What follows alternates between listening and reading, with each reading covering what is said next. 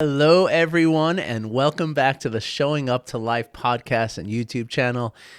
Art Burns here, you there, ready to talk about some mindfulness and some compassion, and here to give you some information and some, maybe guidance a little bit, maybe more suggestion. That's a better idea. Suggestions of practice that you can do in the moment, at moment by moment, in your everyday life. Nothing fancy. That's what we talk about here. It's just real basic, sort of bare bones, as they say. I mean, I've been practicing meditation for nearly 10 years now, and I've never owned a cushion or I did buy a little bowl so I could, guide other meditations, and so I use it as a chime. That's it. I've never bought an incense for meditation. I've never bought an oil. I've never bought a mat. I've never bought a cushion, a gong, anything. Now look, I'm not saying that don't go buy that stuff. If that makes you feel good, if you feel comfortable meditating on a meditation cushion, well then by all means, go find one. Go to a store, find the one that speaks to you and make that something that is a part of your practice. That's beautiful. But don't ever think that it's necessary, because it's not. Mindfulness can be practiced anywhere, anytime. And that's really what I try to explain to everyone. That's what I try to explain to everyone who will listen to me, right?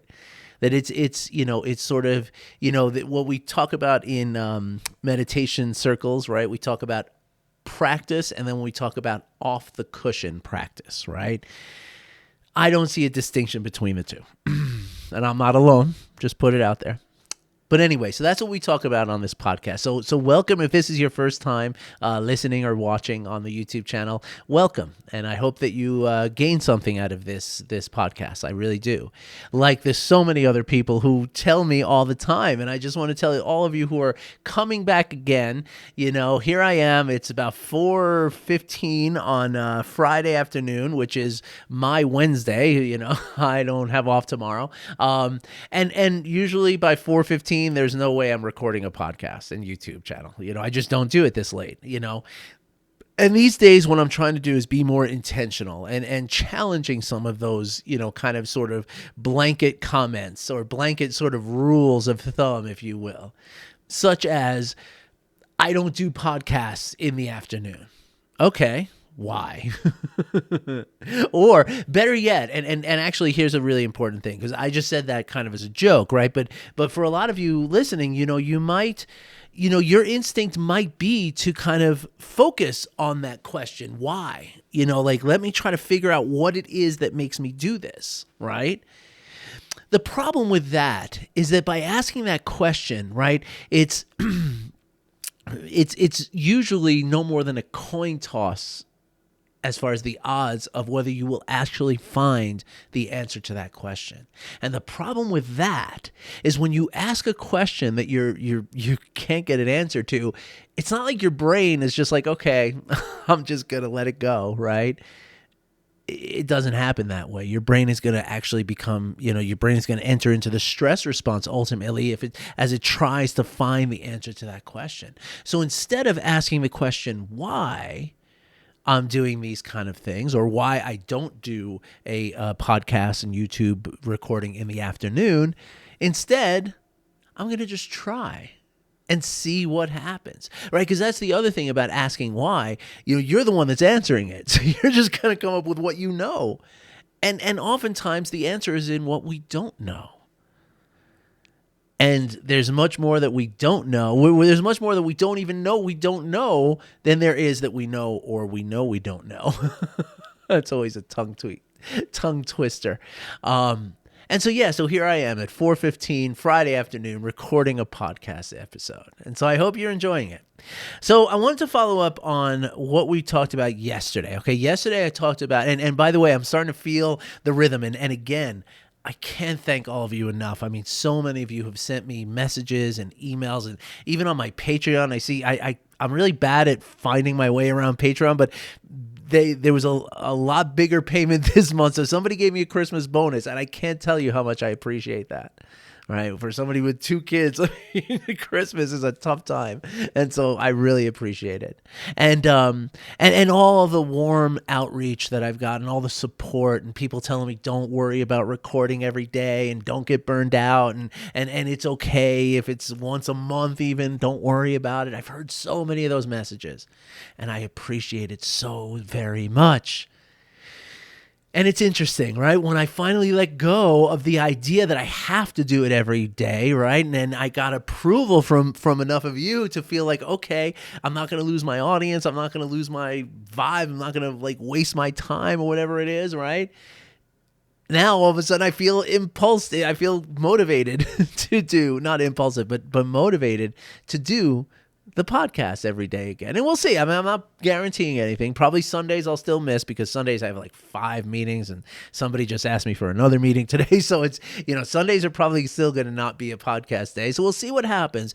But this is the way I'm trying to treat it, right? I'm trying to approach it with, as I tell you all the time, a beginner's mind, right? I'm trying to approach it with it. I don't know what it's going to look like. I don't know what it's going to be. I don't know what it's supposed to be.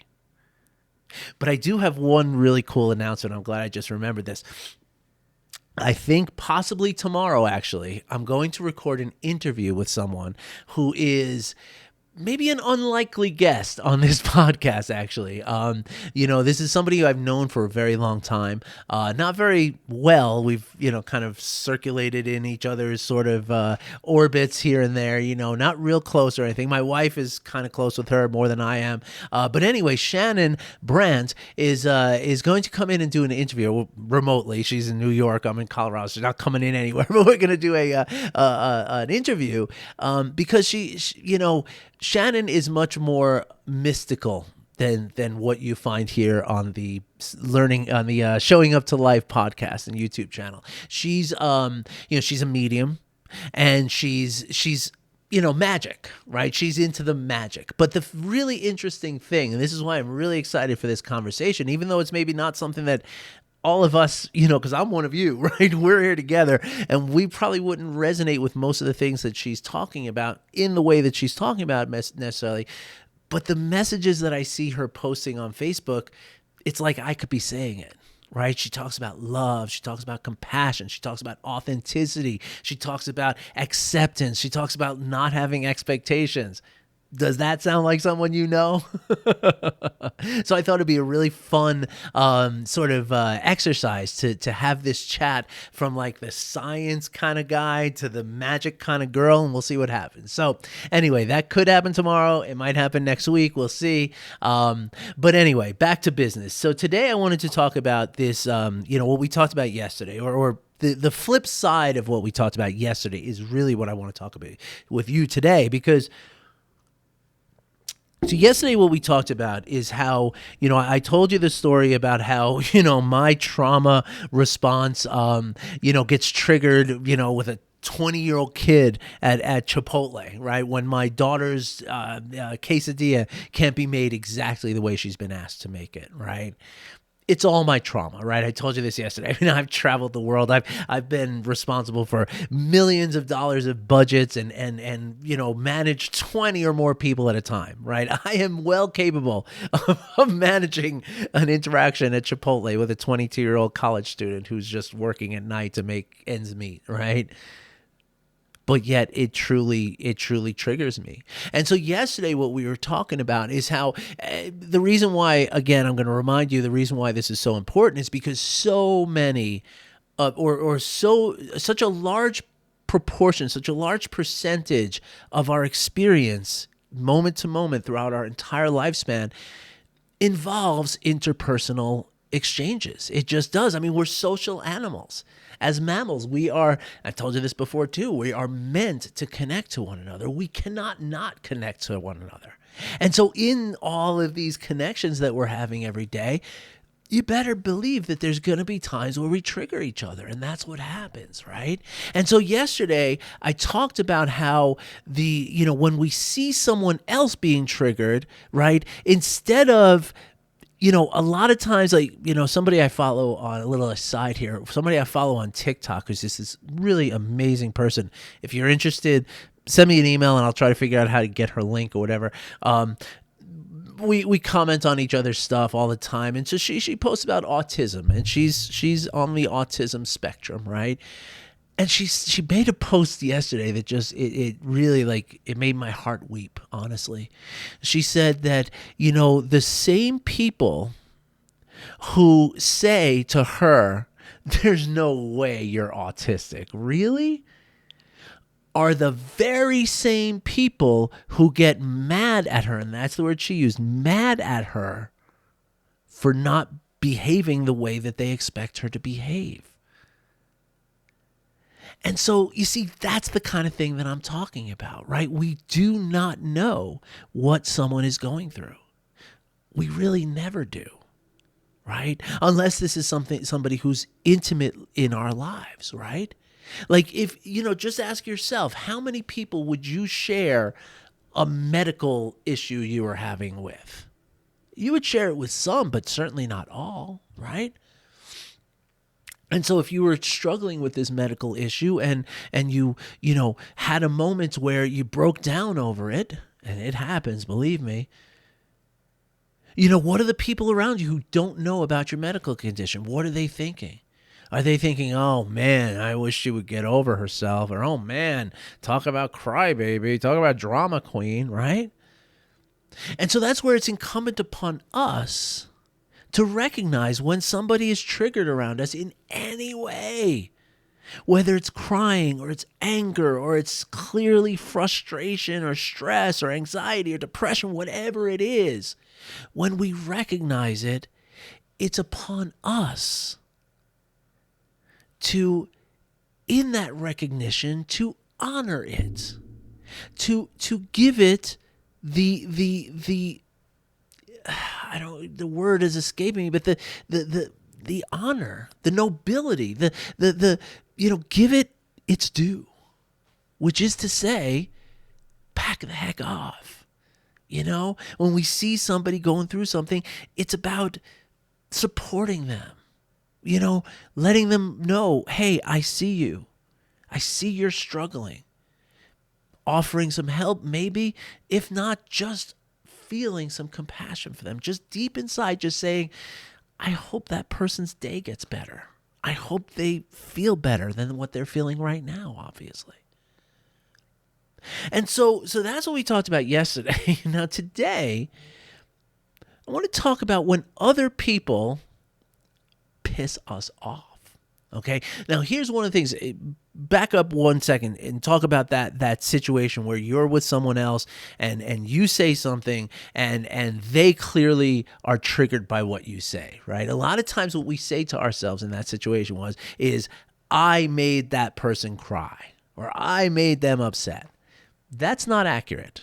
Okay. That's just not accurate.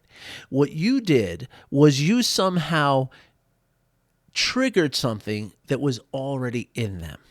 Okay, maybe your words were just enough for them to lose hold of holding it together, right? Or maybe something you said reminded them of something that's really, really painful, or anything in between those, right? But the reality is that nothing you can say can impact somebody else's emotions. Their emotions are created and experienced by their memories and their experience, okay? And so it's not accurate to say that I made that person angry, or I made that person sad or cry or whatever. The accurate thing to say is that something I did reminded that person of something and triggered that within them. Doesn't mean we can't apologize still, and it doesn't mean that we can still not feel a level of compassion for what happened, right? But we got to make sure that we're not thinking that it's on us, okay? And the reason I say that is because what about the reverse, right? What about when somebody pisses me off or you off, right? When somebody says something and you feel a reaction to it, they caused that reaction? No, they did not. No, they did not. In the same way that you did not cause their emotion, you simply provided a stimulus that triggered their emotion, same thing is true for you, right? The other way around. And here's the thing. In most cases, and this is something that, psychologists talk about. I mean, this really gets back to like Carl Jung's work, right? Of the shadow, right? Now, first of all, two things I want to tell you. First of all, as I told you many times before, I'm going to remind you right now, if it's hysterical, it's historical, right? So just like if it's another person who seems to just break down because you said one thing, it's not about what you just said. It's something in the history. Same thing with me, right? If I'm, struggling with this lady, this young kid at Chipotle, it's nothing to do with what's happening right here, right? It has to do with 45 years ago, in my case, right? Twice this girl's age. But now here's the second thing that I want to tell you, okay? When we feel triggered, or better yet, when we find ourselves resenting something that we see in another person, okay? Like, oh, the way that person was driving, or oh, the way that person talked to me, or oh, the way that person did that thing or other thing or whatever it is. When that's happening, when we're feeling that trigger of anger or upset or whatever it is, jealousy, rage, shame, all of it, in almost every circumstance, the reason you're having that emotion towards that other person is because you recognize something in them that reminds you of something in yourself that you do not like. And so there's a little practice here. When you find yourself getting angry at someone, or again, whatever the big emotion is, because sometimes some people are not about anger. Some people retreat, right? So when you find yourself retreating from someone or getting angry or whatever it is, when you find yourself triggered by someone, ask yourself, what about this person is like me in any way? And if you can find that commonality, that this person does this thing kind of like the way I do that, that's the thing. And once you bring awareness to it, it no longer has that hold over you. I promise you that. All right, everybody, I'm going to do a second segment. I'm not sure how much time I've taken, but we'll see. Okay, we're going to fly in by the seat of our pants here on the Showing Up to Life podcast. I'll see you in a few minutes.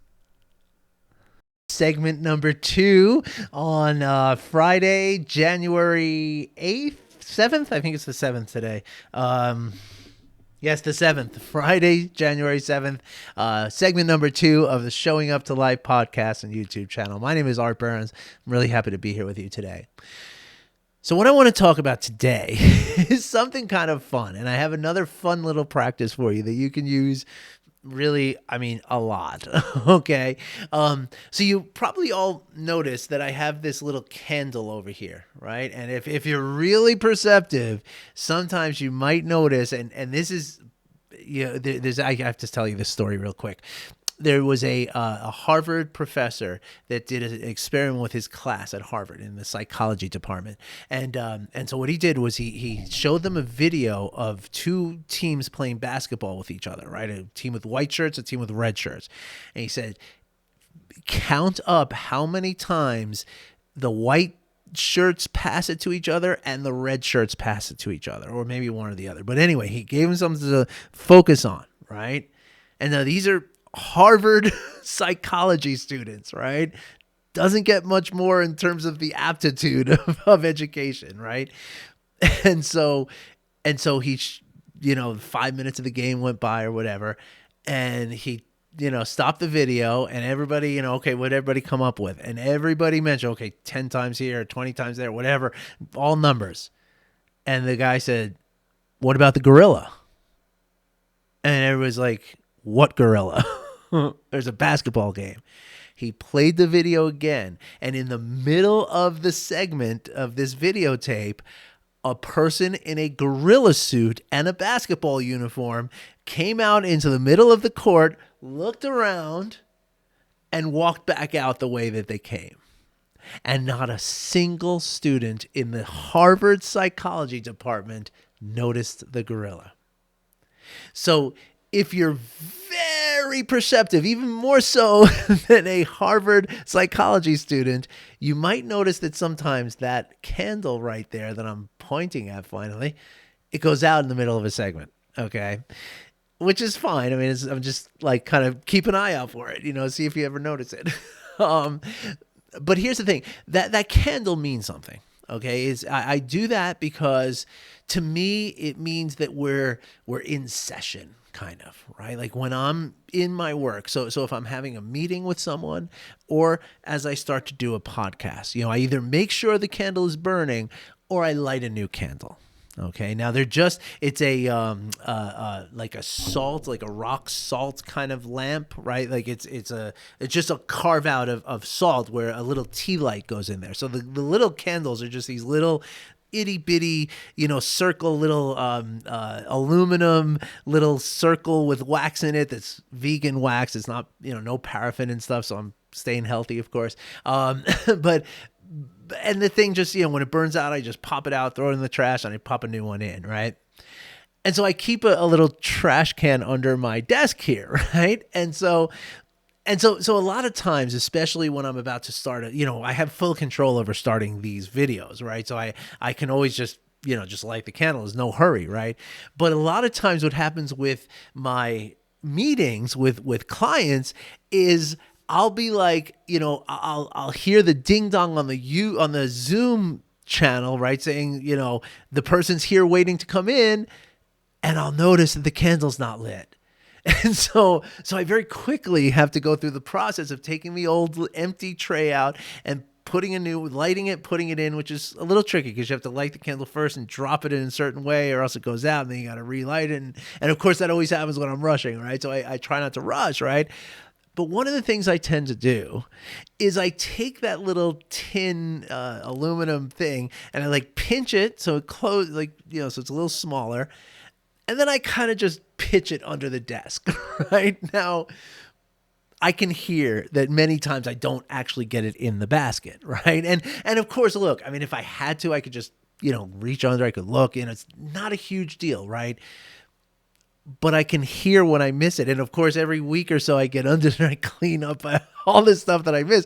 And it's like in those moments, I'm like, wow, I really am not a very good shot at this thing. I mean, it's okay. I'm not looking or anything. So it's just chance, right? It's just like flipping a coin, right?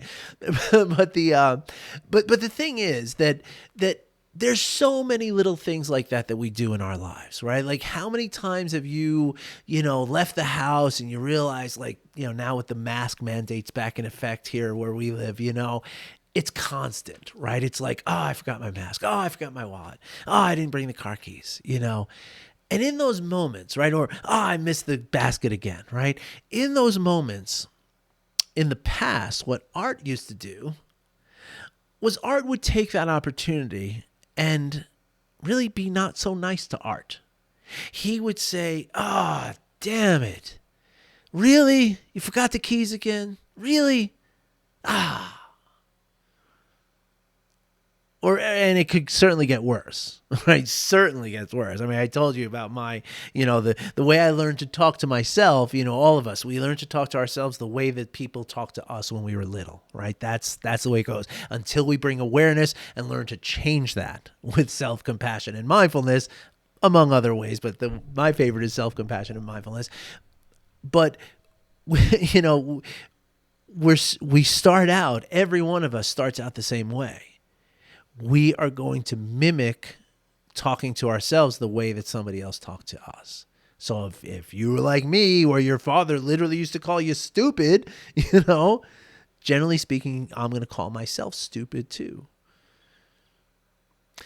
So here's the thing, and I thought about this now. Now, this is something I practice, and why is this a big deal? Let's take a moment and ask why this is so important, right?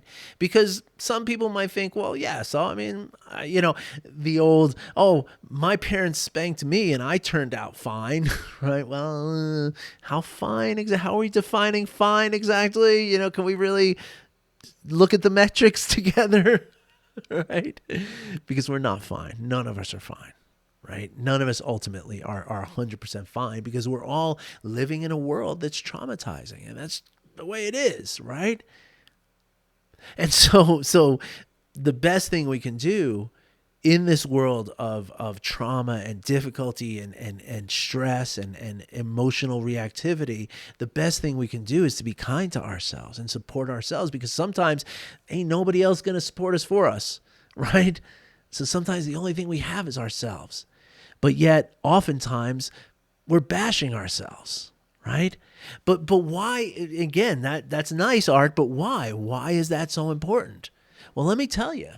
It's in the title of our podcast here, right? Because here's the thing. When I walk down the block and I'm halfway to my car and I realize that I didn't bring my mask or my wallet or some, silly thing like that, or I really don't have my car keys and I'm at the car, I'm going to walk all the way back, right?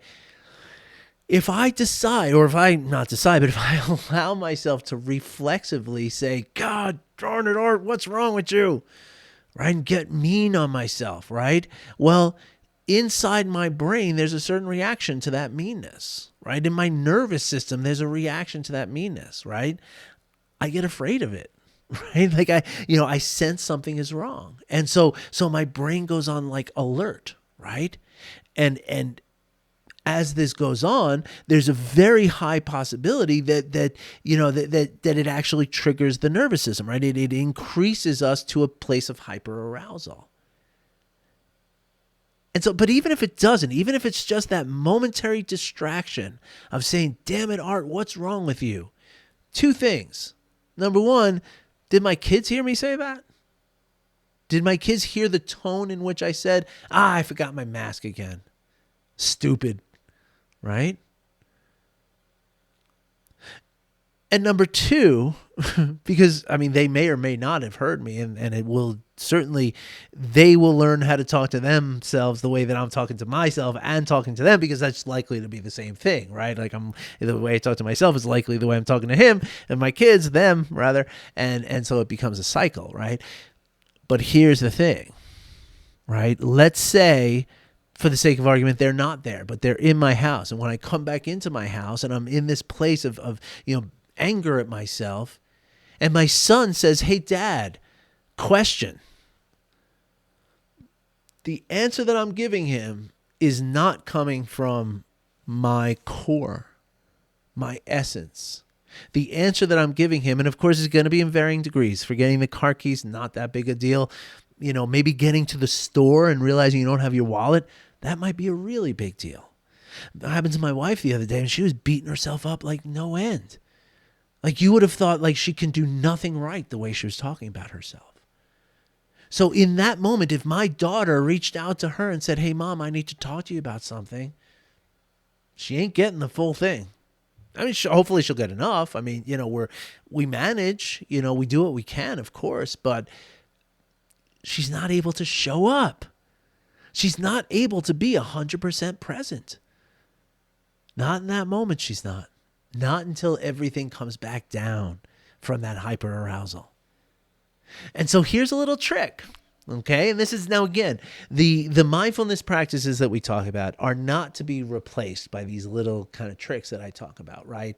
And certainly just practicing awareness is enough, okay? Eventually you will start to see these ways that you self-talk to yourself, and you will be able to, regulate yourself back down and all that stuff, right?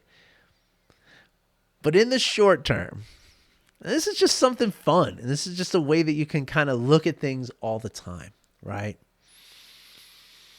I've recently read a couple of books, and I'm reading a lot of books, but I recently read a couple of fiction novels that I haven't read in a long time. Like lately it's, for the last few years, it's been really just like books about like psychology or, neuroscience or trauma or Buddhism or something like that. Right. And so I've been reading a couple of, more, just fiction, novels and stuff. And something I realized that when you're reading a novel, and this goes true for a TV show or a movie too, for sure, and it happens all the time, right? You'll read about the character doing something, right? Like they do the same thing over and over again, okay, right? Like the author might describe the character throwing the little tea empty thing under the desk and hearing it not hit the garbage, right? And might even describe how, at the end of the week, the character has to get under the desk and it's all dusty and stiff, and he's not flexible enough. And if we were reading that in a book, do we sit there and say, oh, this character just pisses me off. Why does he do this? Not really. I find that when I read about it in a book or I watch it in a movie, now, of course, if the villain's doing it, that's a different story. But no, we're talking about somebody who you like in the book, right? And it's just a quirky little, inconsequential thing that's happening, right? In most cases, as we're watching or reading about a character doing something like that, whether it's theater, cinema, television, or literature, in all likelihood, it's going to be an endearing thing for us. For a number of reasons, right? Number one, it's endearing because it's goofy, right? It's like, oh, there he goes again. This is funny. Let me watch what's going to happen. How is he going to get all pissed off at the end of the week, right? It's lighthearted and it's fun, right? But the other reason we find it endearing is because we find something we identify with, just like I said in the last segment, right? There's something about that behavior that we can all say, ooh, I do this other thing just like that. So when we're going through it ourselves, right? When you're throwing the thing under your desk and realize, I missed it again. On Monday, I'm going to have to pick that up, right? Now, that's an opportunity for you to say, damn it, what's wrong with me, right? Or it's an opportunity for you to imagine that, somebody's writing this, right? Or filming this. And this is just a little couple of seconds out of a movie or a book. And if you do that, it takes away that identification of it. It takes away that heaviness of it. And we could just say, oh, look at that. How funny. And in the same way, when I said that when we see somebody in a movie or read somebody in a book doing that, the reason why we find it endearing is because we identify with something in there. And the same thing can be true here, right? When you if you picture yourself in a book or a movie going through this, you're just a character in a scene, no big deal. It's okay, right? Then what you can do is you can recognize that somebody else is going to identify with you, what you just did. And therefore you identify with them, which is to say, we all do stuff like this. We all forget our car keys. We all lose our wallets. We all forget our masks. It's okay. It's part of being in this life. And if it becomes something that is really detrimental to your life, well, then there's lots of ways that we can train ourselves not to do it. My wife, she works in a store and she, seems like 3 nights a week she comes home and she has the key to the office or whatever. She's like, damn it, I got to go back again. Right? And so I try to laugh it off with her, and I even drove it back one time for her. And when I showed up, they were like, where's the key? Who has the key? I was like, I have a key. Like, who are you? It was really funny. But anyway, the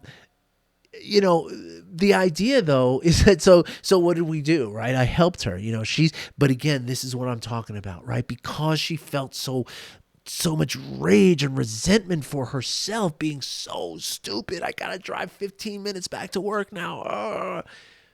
She's not able to learn. She's not able to remember. She's not able to grow through it. So me back here, not feeling really upset about it at all, I offered a simple solution. My wife keeps her car key, a single key, separate from the house keys. It's a single key that she keeps on a carbiner, little clip thing. The key at work is also on a carbiner. Click the 2 carbiners together when you walk into the office in the morning. And then when you're unlocking your car door at night, you'll say, oh, there's the office key. Let me run it back in. There's always a simple solution. There's always a simple solution.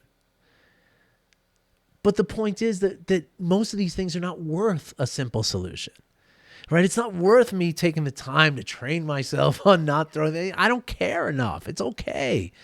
It's non-consequential. It's inconsequential.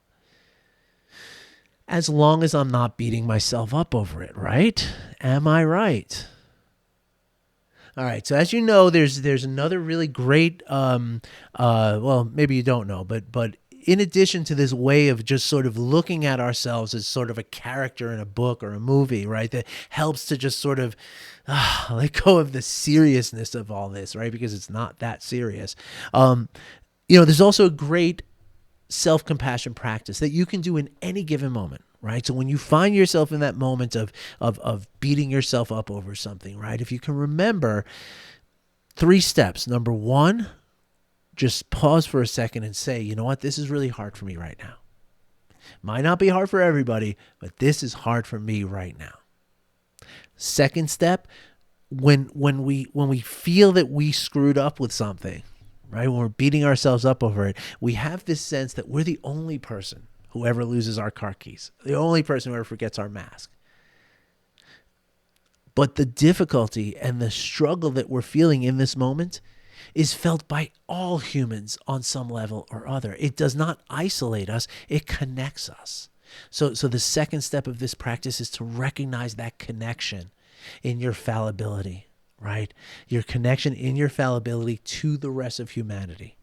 Welcome to the club. And then the third step is to talk to yourself and support yourself with words, a kind gesture, little hand on your cheek, little hands on your heart, a little hug like this.